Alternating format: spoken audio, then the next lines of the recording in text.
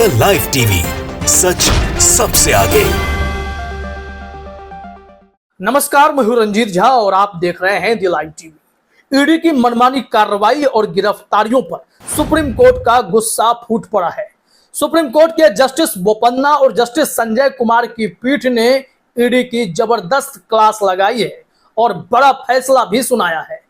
दरअसल ईडी ने एक केस में बंसल बंधु को बिना किसी नोटिस के, बिना किसी लिखित के गिरफ्तार कर लिया और इसके बाद जब याचिका सुप्रीम कोर्ट पहुंची तो जज साहब हैरान रह गए और उन्होंने ईडी को न सिर्फ नसीहत दी बल्कि उनकी गिरफ्तारी पर रोक लगाते हुए उन लोगों को तत्काल रिहा करने का आदेश भी दिया है और कहा है कि ईडी की कार्रवाई से मनमानेपन की बू आती है। ईडी प्रतिशोधी नहीं हो सकता, देश की प्रीमियर जांच एजेंसी है, कम से कम अपने साख का ख्याल तो करें। इतनी गंभीर टिप्पणी की गई है। जरा अपने स्क्रीन पर आप देखिए, इस संबंध में लाइव लॉ ने हेडलाइन में लिखा है, ब्रेकिंग, ईडी प्रतिशोधी नहीं हो सकता, गिरफ्तारी के समय आरोपी को गिरफ्तारी का आधार लिखित रूप में बताना होगा। यह सुप्रीम कोर्ट ने टिप्पणी की थी और सुप्रीम कोर्ट ने इस टिप्पणी के दौरान जो महत्वपूर्ण लाइन कही है वो समझिए। ईडी को लेकर सुप्रीम कोर्ट ने यहां तक कहा कि ईडी के आचरण से मनमानेपन की बू आती है और दोनों आरोपियों को तत्काल रिहा करने का आदेश दिया है।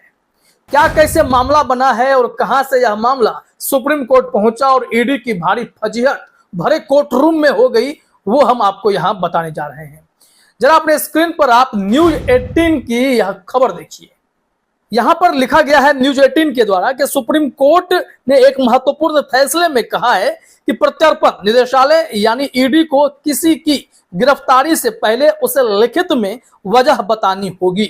उच्चतम न्यायालय ने कहा कि एजेंसी से एक तरफा और मनमाने व्यवहार की उम्मीद नहीं की जा सकती है। ये जस्टिस बोपन्ना और जस्टिस संजय कुमार ने कड़ी फटकार ईडी को लगाई है। कोर्ट रूम में क्या हुआ जरा देखिए। क्या कहा गया है कि जस्टिस एएस बोपन्ना और जस्टिस पीबी संजय कुमार की बेंच ने कहा, न्यायालय को लगता है कि यह जरूरी है, इसलिए आरोपी को गिरफ्तार करने से पहले उसे लिखित में वजह बतानी चाहिए। इसमें किसी भी तरह की छूट नहीं है। न्यायालय ने एजेंसी को पारदर्शी और साफ सुथरे तरीके से काम करने के भी निर्देश दिए हैं। सुप्रीम कोर्ट ने ईडी को लेकर जो गंभीर टिप्पणी की है उससे साफ पता चलता है कि इस वक्त देश भर में ईडी काम कैसे कर रही है। विपक्ष के नेताओं को देश भर में टारगेट किया जा रहा है।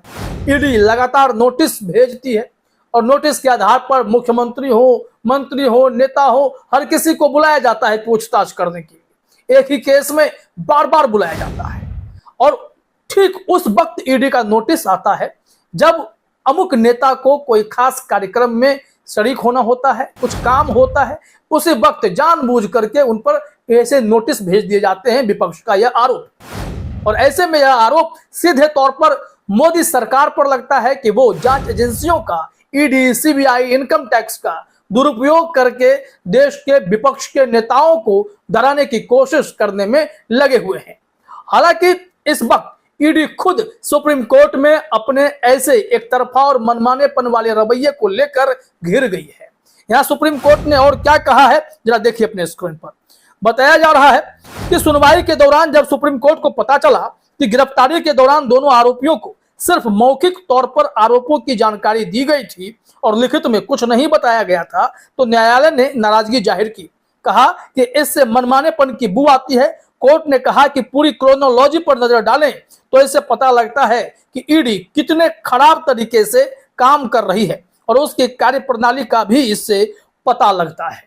इस मामले में लाइव लॉ ने भी डिटेल में रिपोर्ट प्रकाशित की है और बताया गया है कि कैसे अदालत से बड़ी बड़ी टिप्पणी हुई है और अपने फैसले में कई महत्वपूर्ण पॉइंट को इंगित करते हुए ईडी को कटघरे में सुप्रीम कोर्ट ने ही खड़े कर दिए हैं। यहां बताया गया है कि मंगलवार को ही सुनाए गए एक महत्वपूर्ण फैसले में सुप्रीम कोर्ट ने कहा कि प्रवर्तन निदेशालय को गिरफ्तारी के समय आरोपी को गिरफ्तारी का आधार लिखित रूप में बताना चाहिए। हम मानते हैं कि अब से यह आवश्यक होगा कि गिरफ्तार व्यक्ति को गिरफ्तारी के लिखित आधार की एक प्रति निश्चित रूप से और बिना किसी अपवाद के प्रदान की जाए। न्यायमूर्ति एस बोपन्ना और न्यायमूर्ति संजय कुमार की पीठ ने रियल एस्टेट समूह M3M के खिलाफ मनी लॉन्ड्रिंग मामले में पंकज बंसल और बसंत बंसल की गिरफ्तारी को रद्द करते हुए यह फैसला सुनाया था। यानी कि साफ तौर पर ईडी इस वक्त सवालों के घेरे में आ गई है। जब अदालत ने ईडी के मनमानेपन पर सवाल खड़े कर दिए तो समझ सकते हैं कि जब देश में विपक्ष के नेता ईडी पर गंभीर आरोप लगा रहे हैं तो उनकी आशंका या उनके आरोप पर आप एकदम से इनकार नहीं कर सकते कि विपक्ष के नेता झूठ बोल रहे होंगे। यहां पर साफ तौर पर दिखता है कि कैसे टारगेट के सहारे ईडी जो मर्जी में आए कार्रवाई कर रही है। ऐसा लगता है कि सत्ताधीशों के इशारे पर जांच एजेंसियां एकदम से तोता और कठपुतली बनकर रह गई है और जो उनसे कहा जाता है रटे रटाए तरीके से वो कार्रवाई हो जाती है। जाना है, गिरफ्तार कर लेना है, कारण नहीं बताना है, लिखित में कुछ नहीं देना है, सवाल तो पूछे जाएंगे। मामला दरअसल ये पंजाब हरियाणा हाई कोर्ट से उठकर आया था। बताया जाता है कि वहां पर याचिका इन बंसल बंधुओं ने डाली थी कि हमें ईडी ने किस कारण से गिरफ्तार किया है, लिखित में कुछ भी नहीं बताया गया है, पहले से कोई जानकारी नहीं है, तो ऐसे में इस गिरफ्तारी को रद्द की जाए। लेकिन हाईकोर्ट ने उस वक्त इस मामले में याचिका खारिज कर दी, सुनने से ही इनकार कर दिया। तब मामला सुप्रीम कोर्ट पहुंचा है। जरा अपने स्क्रीन पर देखिए, बताया जा रहा है कि यह फैसला पंजाब और हरियाणा उच्च न्यायालय की खंडपीठ द्वारा 14 जुलाई को दिए गए फैसले के खिलाफ बंसल द्वारा दायर याचिकाओं पर दिया गया था, जिसमें उनकी गिरफ्तारी को चुनौती देने वाली याचिका खारिज कर दी गई थी।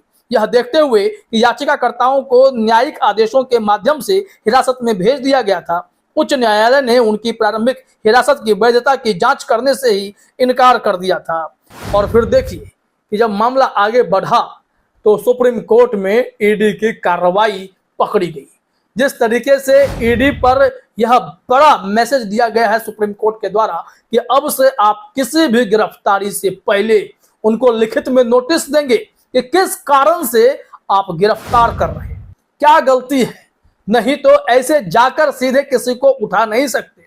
दरअसल ईडी के पास पीएमएलए की शक्तियां हैं, जिसमें पीएमएलए की धारा 50 की अगर बात करते हैं तो वहां पर यह प्रावधान है कि ईडी किसी को भी गिरफ्तार कर सकती है, फिर चाहे वो मुख्यमंत्री ही क्यों ना हो। तो ऐसे में ईडी के इस शक्ति को चुनौती सुप्रीम कोर्ट में बार बार दी जा रही है और यहां पर विजय मदन लाल चौधरी के नाम से यह केस सुप्रीम कोर्ट में पहले से पेंडिंग है और 18 अक्टूबर को इस मामले में सुनवाई शुरू की जाएगी। स्पेशल बेंच को यह मामला भेज दिया गया है। क्या ईडी के पास यह अधिकार होने चाहिए?